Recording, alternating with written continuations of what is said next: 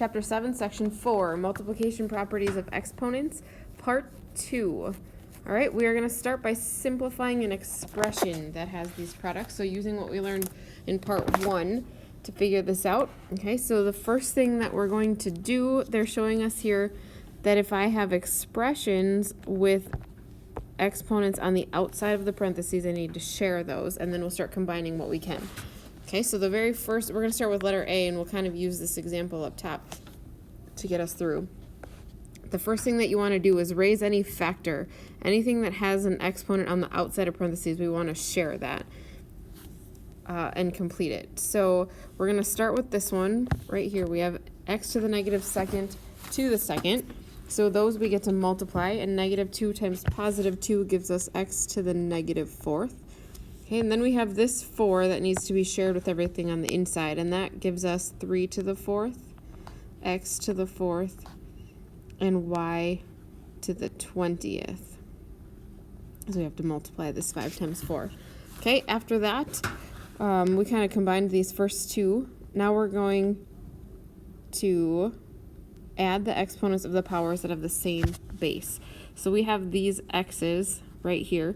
And if I'm multiplying two things with the same base, I just add those exponents. So I'm going to add together negative 4 and positive 4, which just gives us 0. Okay, so now we have x to the 0 times 3 to the fourth times y to the 20th. Okay, after that part, we're just going to simplify everything that we can. X to the 0 is actually a 1, so we're going to cross that off. 3 to the fourth happens to be 81, and I can't do anything with the y to the 20th. So my final answer is 81 y to the 20th. Okay, and then because of our lack of space, we're just going to jump over here to letter C, and we're going to start by sharing our exponent here, which gives us 6 to the third times a to the third times b to the third, and then we're going to share our 2, which gives us 5 to the second and a to the negative sixth when I multiply negative 3 times 2. Okay, then I'm going to simplify anything that I can by combining our like bases. So if I add together the 3 plus negative 6, that gets me 6 to the third times a to the negative third, b to the third, and 5 to the second. Okay, now I'm going to work on simplifying these actual numbers that I can square or cube.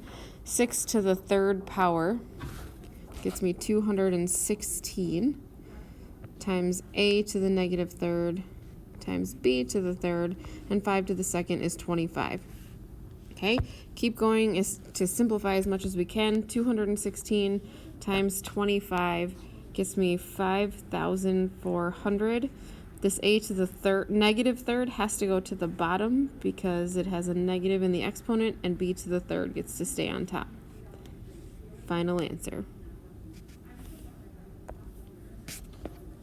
All right, this would be a really good place for you to pause the video and try to see if you can do any combining of these on your own. Simplify it as far as you can, and remember that you can't have any negative exponents in your simplified answer.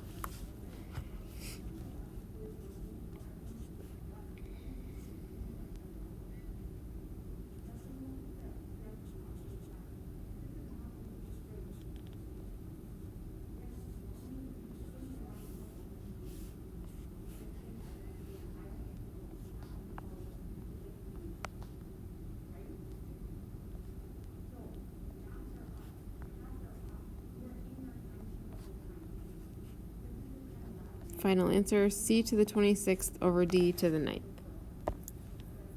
Okay, let's try one more of these on your own and then come back to see if your answer matches mine.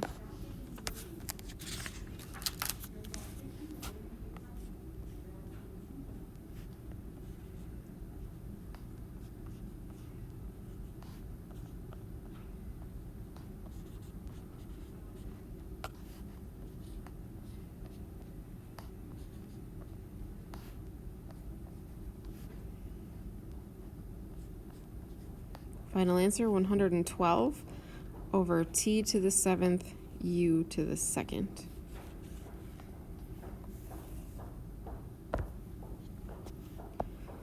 All right, now they're going to ask us some scientific notation questions. So I have 4 times 10 to the third, all to the second.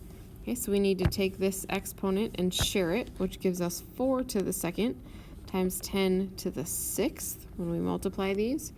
And then because 4 to the second is really 16, and 16 is not a number that I can put in the front, I need to move my decimal one place to the left, which adds 1 to my exponent for a final answer of 1.6 times 10 to the seventh. Okay, the second one, that's hopefully in your notes, is 1.5 times 10 to the negative fourth, all to the second power. So when I share this, I have 1.5 to the second power times 10 to the negative eighth. And 1.5 to the second power gives me 2.25. And since that number is okay to have, I leave my exponent as 10 to the negative eighth. All right, word problems. Raising a number in scientific notation to a power. The expression 1/2 times m times v to the second gives the kinetic energy in joules of an object with a mass of m and a speed of v meters per second.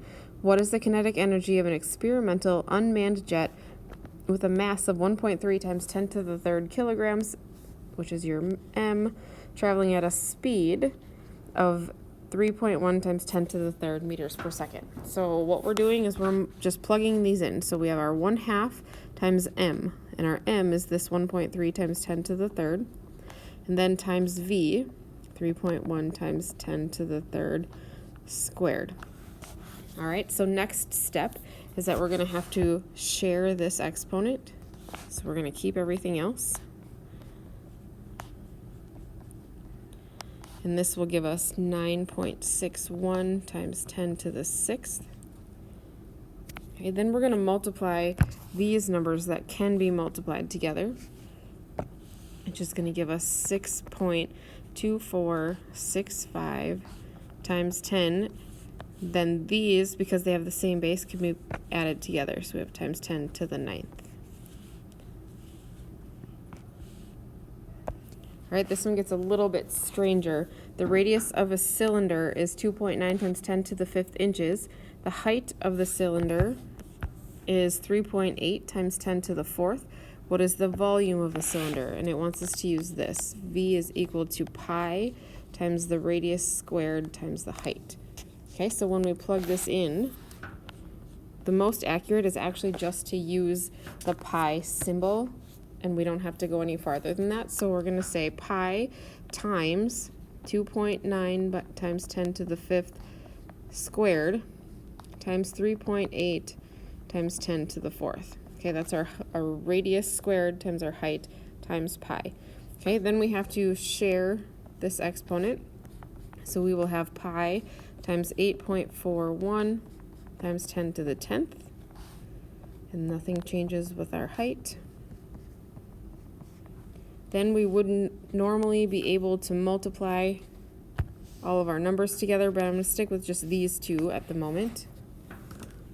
8.41 times 3.8 happens to be 31.958, and then we'd have times 10 to the 14th when we add these two together. And because that is not a number that we can have in the front, we need to move one place to the left, which adds 1 to our exponent. So we still have pi times 3.1958 times 10 to the 15th. We just leave the pi there because that keeps it the most accurate, because otherwise people would round different ways. All right, last one for this lesson. A box has a square bottom with sides of length 3x to the second power centimeters. The height of the box is 4xy centimeters. What is the volume of a box? Remember that volume is the length times the width times the height. And this is our length and our width. So we are going to have 3x squared twice times 4xy. That's our height. Okay, so I have to share my exponent here, which gives me 9x to the fourth times 4xy. I now have two numbers that I can multiply together to get 36. Two powers with the same base, which gives me x to the fifth and a y for my final answer, centimeters. All right, that is the end of chapter 7, section 4. Your homework is on page 436, 10 through 44 evens, 58 through 64 evens,